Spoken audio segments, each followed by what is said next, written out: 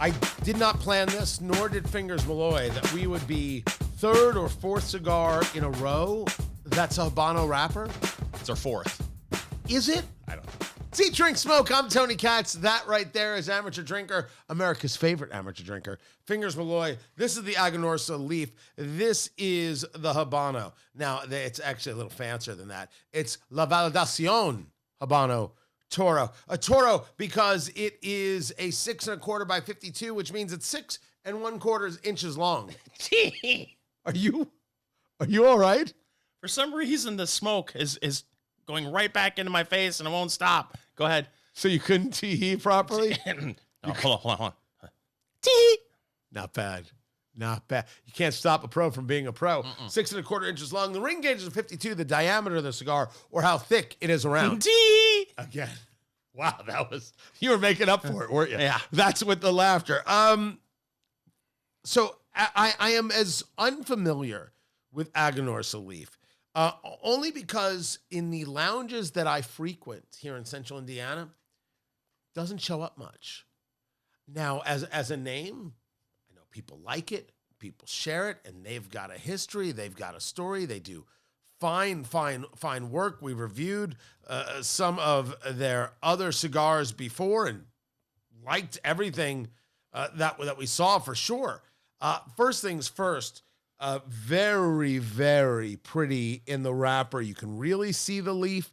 It's a little bit of a lighter brown with just a speckling of some darker brown and black in there. That's a lot of oil. Would you say milk chocolate? No. No? No, I don't think it's rich enough for milk chocolate. It's not unattractive. It's a solid color right there. I'm just saying that I don't know if I would. Well, I get all my milk chocolate at a gas station. So maybe You get everything at a gas station. It's true. Are we doing your gas station find? Oh yeah. It's really gross. It's very exciting. It's been a while since we've done a gas station find. Yeah. It's really gross. By the way, Aganorsa Leaf, that is spelled Aganorsa, Aganorsa Leaf. But it is. It's like the third or fourth week we've done a Habano, which, has that real ability to bring solid spice and punch. This is a Nicaraguan in the binder and filler, but Ecuadorian in the wrapper here. You're already smoking. I'm about to cut mine just off the first. What are you getting as you've now just lit this up? Well, like you said, it was literally 2 minutes ago that I lit this. And so far, there's a nice wood note.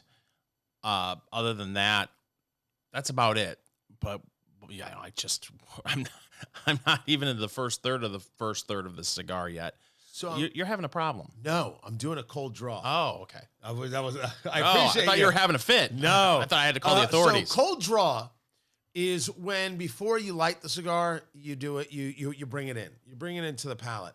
And you're able to get some flavors off that, maybe give you an idea of where things are going, or really just get a more well-rounded take of the cigar. And I had noticed that the guys over at Cigar Aficionado, I'm so familiar with them, they referred to it as dried fruit. Oh. And that is so present on the cold draw. It's freaky. That is crazy. Huh. What's going on there? Now, some people are buyers into that and believers into that. Some people are like, Tony, stop it with the ridiculousness. I like the cigar. I smoke the cigar. Don't be pretentious. I'm here for you. I think you should do it any way you want. But it is interesting to get an idea of what the tobacco can offer. And then maybe for some people, it's really about kind of getting the palate ready for what's going to be coming your way. So I have to ask you, percentage-wise, how often do you do a cold draw before you light up? I never, ever do a cold draw. I was wondering because when you did that, it caught me off guard. I'd never seen you do that before. Total amount of times is 3. I've been kind of going back and examining what we've done on the show and how we have engaged things. And I want to start being a little more, even for me, thorough. Okay. In how I go about it and hitting all the parts and all the components. It's more about me saying, okay, I've got it all. So if someone were to ask if we're engaged and I can share it. I don't know if it's about my own experience. I'm a little more concerned with everybody else's experience. And so I want to start giving this a go. Now, next week, I'll totally forget, but at least today. The only way you're not going to forget is if you make that the new routine when you go to light up a cigar. Correct. Absolutely. Not just a show thing. No, I have to. I have to do it all the time. Even when we're not on the show, I have to be able to do that and bring this in. By the way, the first on this, that they say this is a medium. I say you lie. That's pretty big, right off the quick. The spice note is there. There's kind of a bit of gingerbread playing, right? Just there's a little bit of sweet, but there's that ginger kind of spice. Wow. I would agree with that. And I could be off base. This could just all get pepper really, really quick. I think a couple of kinds of pepper maybe, because I don't think this is just black pepper. This is playing in a couple of spots. That's why I said it's a pretty big stick. Aganorsa leaf. We're doing the Toro. This is the Validación Habano right here. And you want to get your notebooks out, take the cigar, break it into thirds in your mind, first third, second third, final third. And then what did you eat today? What did you drink today? Actually, as we're recording, a touch of change of temperature. It's gone from humidity to a little bit chilly here in Indianapolis, Indiana. And then what are you getting out of each third of the cigar? What are the flavors you're getting? You write that down in your notebook. And when you try it a month from now, 6 months from now, whatever it is, you really get an idea to go back, check your through line, get an idea of what flavors you really got out of this. That's really wild because I'm getting more wood, a little bit of leather, and Really? the spice has started to pick up as I've gotten into more of the first third as we've continued to smoke, and I'm smoking this already too quickly. But Did the cold draw give me a sensation of flavors that has impacted lighting the cigar? And that what I say is like this ginger, you see as leather. Because I could feel that. I could hear where you're coming from. I can pick up what you're laying down. it's very possible. Now you're gonna get me to start cold drawing the cigar. That's how I'm going to accept everybody. But that's a good idea in general.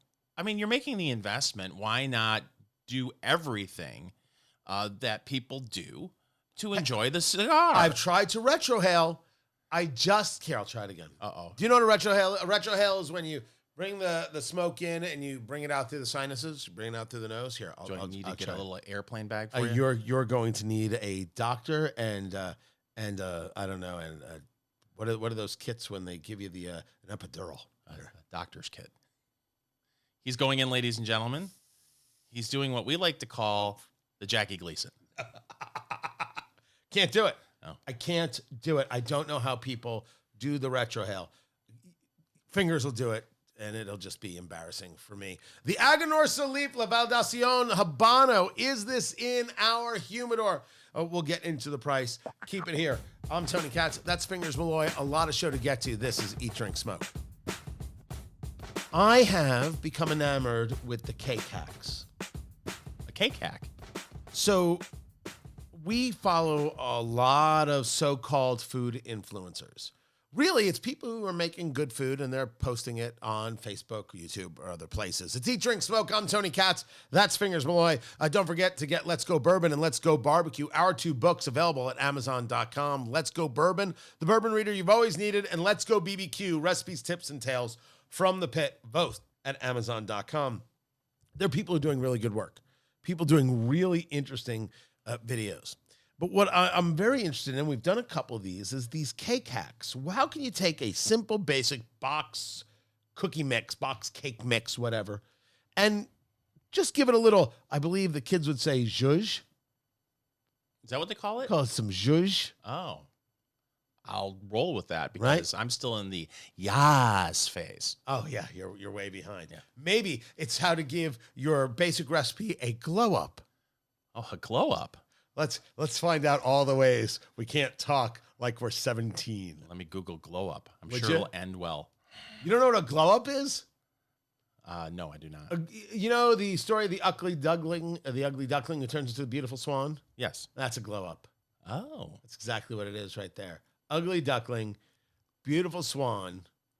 Like Ali Sheedy in Breakfast the Club. Breakfast Club. That's right. Oh, exactly. Right. Wow. A glow up is Ali Sheedy. That's In Breakfast Club. in Breakfast Club. Yes. That's accurate. Yes. Well done. Well done. Tell us other ways you're a child of the 80s. Let's talk for a minute about Right Said Fred. Coming up, an impression of Max Headroom. So there are these recipes that all involve a cake mix, right? You take a box cake mix. In this case, it was Betty Crocker. What? That was a nice transition back. I'm a professional. But this guy says he gets an email, and I'll have the whole video posted at eatdrinksmokeshow.com because I can't remember his name right now. This guy says that a follower said, what you do is you take the box cake mix and you add ricotta cheese and almond extract. And I'll try anything with ricotta cheese. Use ricotta cheese for a whole lot of things. Lasagna, ravioli, stuff like that. So ricotta cheese is actually, it's recooked. So it's using like the end product of different cheeses that you have, sheep, cow, goat, whatever it is, and finding another use for it. You would like your grandmama of old, not letting anything go to waste. That's ricotta cheese. I'm pretty sure I've never had ricotta cheese or almond extract in the house. I don't even understand what's happening here. So you get fantastic flavor from it. It's got a little bit of texture to it, right? It's got a little bit of granule to it.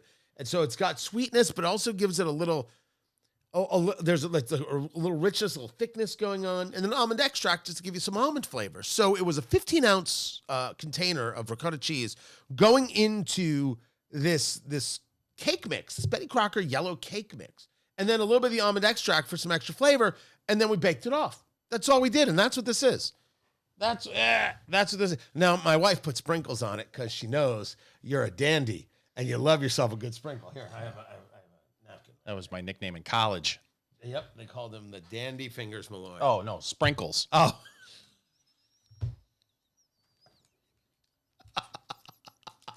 This is all coming up fingers. Okay. So now I think this should have cooked a little longer because this is soft. I think it could have gotten a little crisper in the oven. That's fair, but I know when I have baked in my cookies in the past with ricotta cheese, you tend to soften the cookie quite a bit. Are you a soft chew cookie or a crunchy cookie? Oh, soft chew all the way. By the way, that is the correct answer. Yeah, it's the only way to go. That is the correct answer. If you go to our YouTube channel, we engaged a great debate about the evil that is Sunny D. One of the best beverages known to man. Sunny D is despicable, and I would dare say racist. Gets people through college. Sunny D is gross. I don't know how you could say that. Absolutely terrible. Must be a awful. communist. And so we did this video about it, about the Sunny D, and it was it has gone like wildfire. Love it or hate it. So soft cookie, crunchy cookie. Which one? Oh, it is soft cookie. It's soft cookie. Because when they go stale, they turn into hard cookie, and that's fine. So you get the best of both worlds. It's No? not how you're supposed to Oh. do that. Don't let your cookies go stale. So you want to try this? Sure. Do you want me to go first? Yeah, you go first. So we did refrigerate these. Now you can. I don't know if you have to. So this was a vanilla cake. Vanilla cake, like you'd like a vanilla cake with 15 ounces of ricotta cheese and then a splash of almond extract. That's it. He's chewing, ladies and gentlemen. He is deeply involved. Here's Got stuck in the teeth. Yeah. So it's in the molars, Here's what's strange about this. right? And not in a bad way. The cheese, you can actually taste more of the cheese and almond than the vanilla, which, if that's what you were going for, that's fantastic. The sprinkles are a nice touch because it gives it a nice little crunch. But I don't know. Do you feel the same way that there's not as much vanilla as there is? You get the flavor of the cheese and the almond extract. So it's, first of all, the moisture is out of control. It's That's like why I think it needs a little more time in the oven. Secondly, if I was doing this, remaking this, way more almond extract. And you could do anything. You could do any flavor. If you want to fix these, Yeah. 3 minutes in an air fryer. make it crispy on the outside and yet soft and I can't describe how much I hate you. chewy on the inside. I just absolutely despise you. I do not understand this Hatfield and McCoy's kind of grudge you have with air fryers. Love it or hate it, air fryers. It's not that I love it or hate it. It's just a scam. So here's what I like about these hacks is that it's a recognition that not everybody has time, but they would still like to do something for their family. It allows for connectivity. It's something you can do as a parent or as a grandparent with your kids. Yeah. Something your kids could do on their own, and it's about teaching them how to experiment in the kitchen. It's all right. Who knows if it's going to turn out good? It might turn out terrible. That's part of the fun.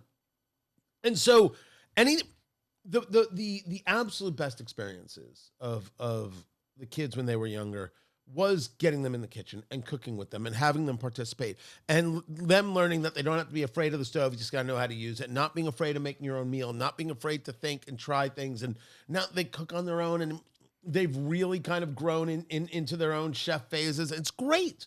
And so this is the idea of just doing something simple. It doesn't have to be elaborate. That's what I love about this stuff, these hacks so dang much. And it's good parenting on top of it because, you know, we've discussed this previously on the show when my daughter went away to college and came back home for the first time, how stunned she was that many of her classmates had no idea how to cook anything at all, let alone do any kind of laundry by themselves.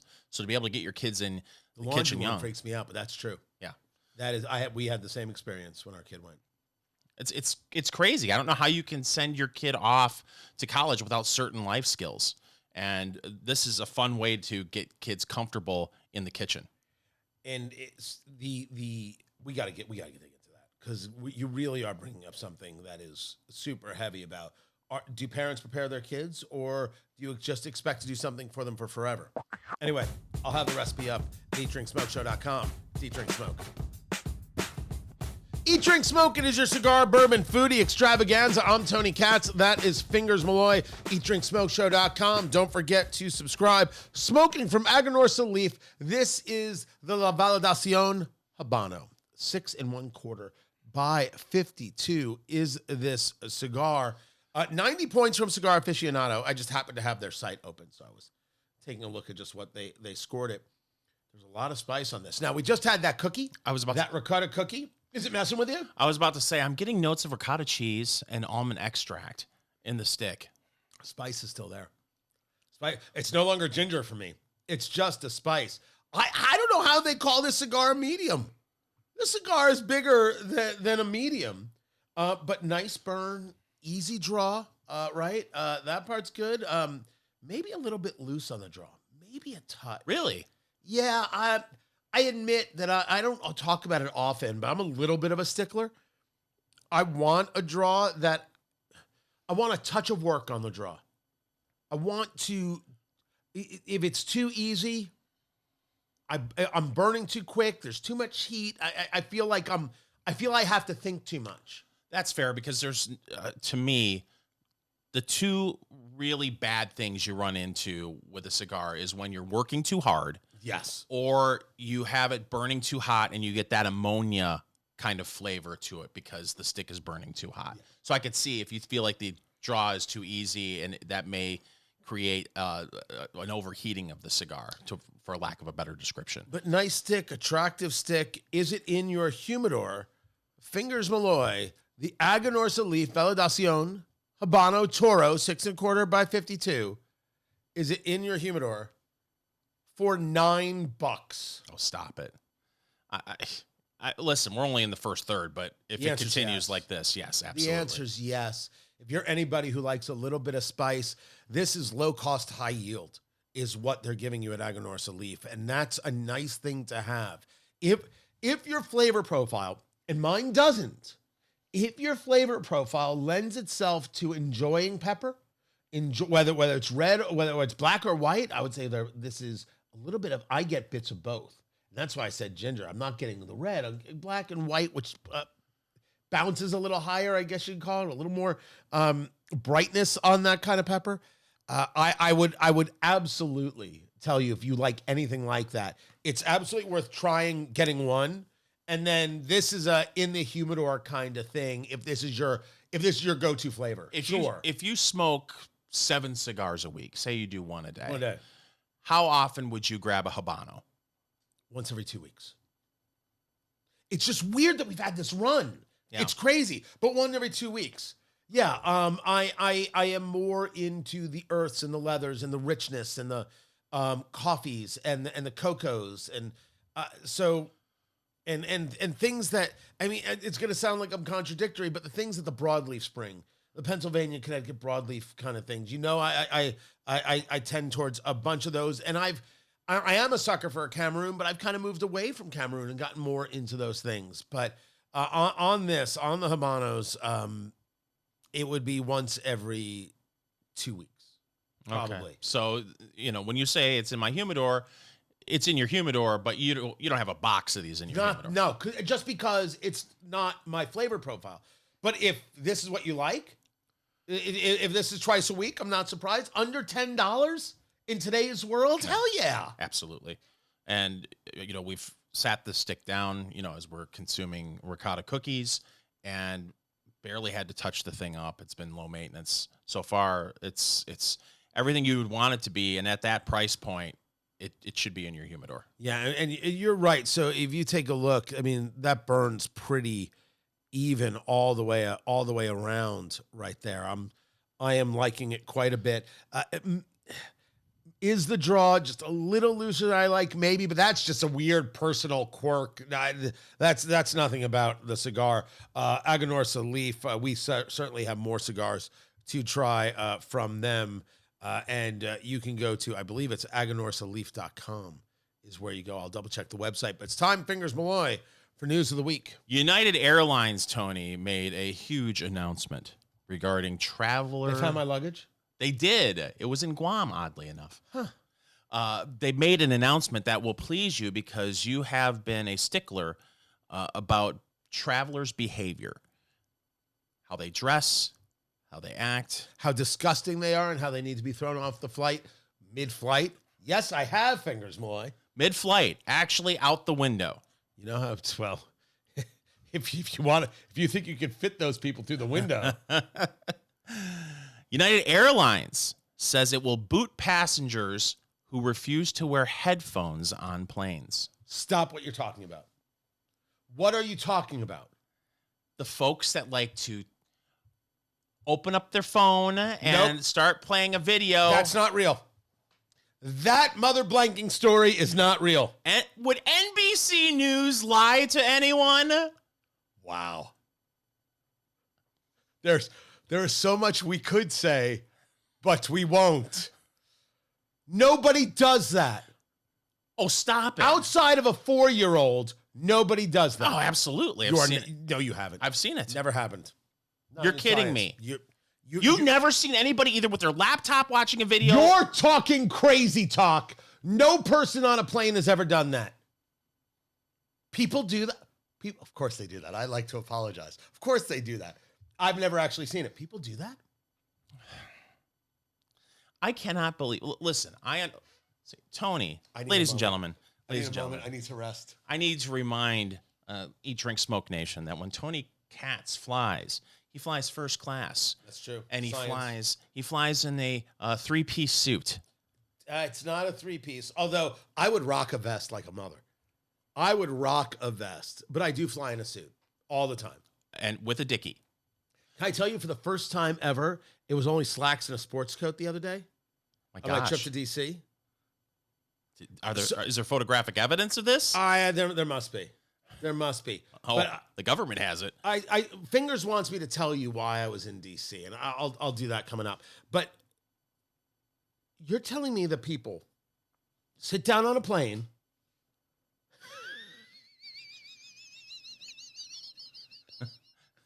you won't even look at me. I can't believe we're having this conversation. And they look at their phone with the volume at full blast and no earphones? You have seen people walk onto a plane with wearing a wife beater tank top and pajama pants. And you're surprised that people would get on a plane and open up an electronic device and start playing the audio for everyone to hear the 3rd season of The Office for the whole cabin to enjoy? and think nothing of it? You're shocked that this happens on airplanes? Wait. Third season of The Office? Third season. Then absolutely not. If it was fourth season, I'd be in. Oh, there it is. I also have never watched a full season of The Office. Full disclosure. Not angry at Jim or Pam. Just haven't watched it. That is a no-fly list offense. Yes.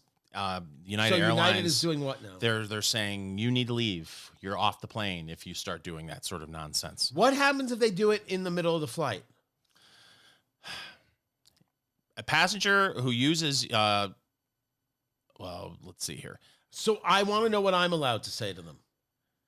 It says, we've always encouraged customers to use headphones when listening to audio content, and our Wi-Fi rules already remind customers to use headphones. With the expansion of this thing called Starlink, if you've heard of the Starlink. Starlink, yeah, that's the Elon Musk's.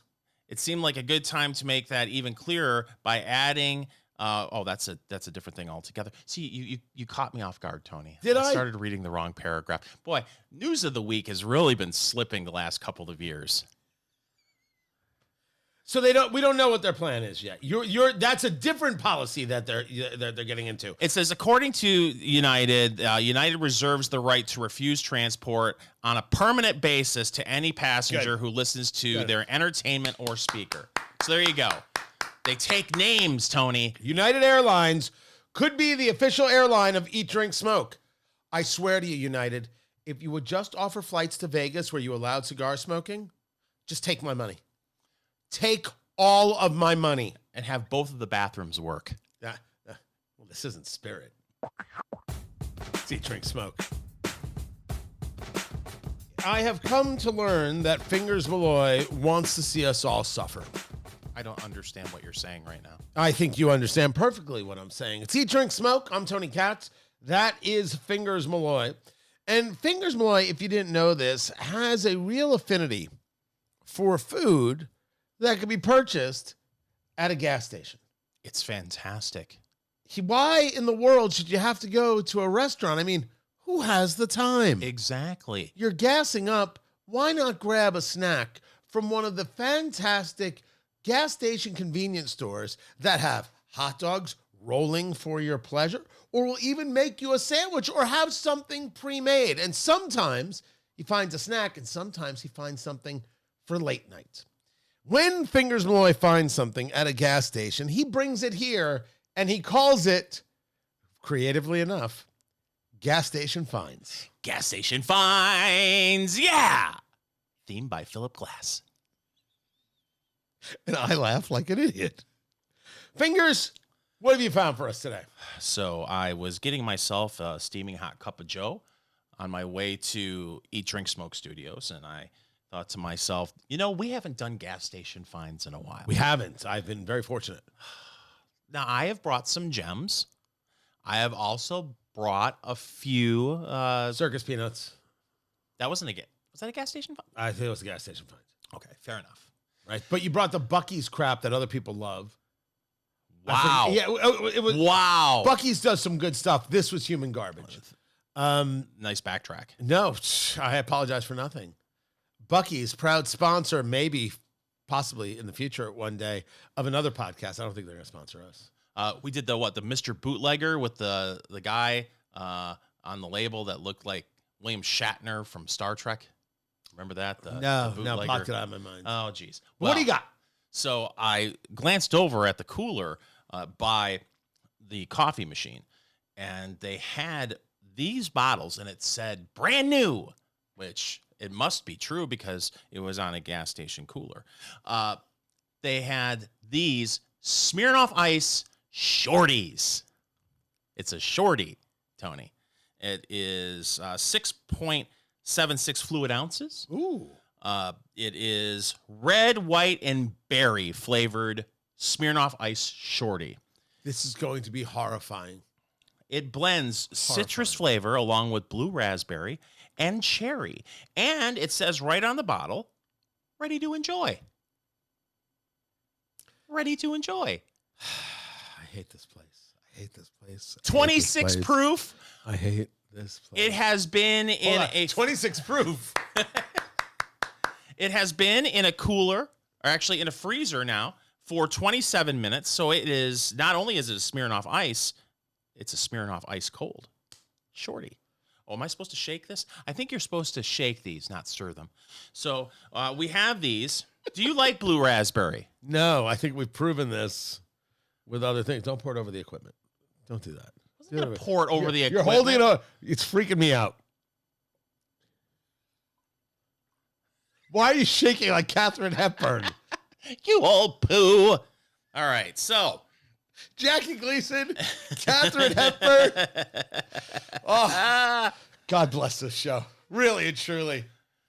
What's great about How are we beaten out by true crime? We're coming for you, Audio Chuck. We're coming. What's great about this, the color. When you're done, if you don't like it, you can use it as windshield wiper fluid. It is that blue. It is absolutely that blue. Oh, and on the nose? By the way, this is the color of your bathroom after the cleaning crew comes to the hospital. Oh, I thought you were going to say after Smurfette takes a bath. Ah. On the nose, it smells like citrus, blue raspberry, and cherry. With a touch, hold on, of formaldehyde. Now, come on now. This doesn't smell bad. Doesn't smell great. That's a fair response. Oh, is that a fair response? Yeah. So who does this first? Who goes in first on your gas station? First of all, it's a shorty. It's 6 point whatever ounces. 6.7? 7.6. 6.76 ounces. And what did that run you? What did that cost you? So it ran me at the gas station $3.79. Although I do see it at a local chain liquor store. I'm looking at their website right now. They have it for $2.99. Ooh, so you paid for the convenience, did you? I did. Got it. Because you can't, at the liquor store, you can't get a Zagnut bar with it. Yeah. You certainly didn't pay for flavor. All right. I think this is packed with flavor. Do you? Yeah. You going in first? You want me to go in first? Well, you're going to have to. Smirnoff Ice, gas station find, red, white, and berry, because it's America 250, ladies and gentlemen. America 250 years old. Oh, he's going in. Oh, my God, he finished it. Now, listen, he didn't finish the bottle. He just took a sip, like a little bit, like a 1 finger, 2 finger pour. Really? It's not good.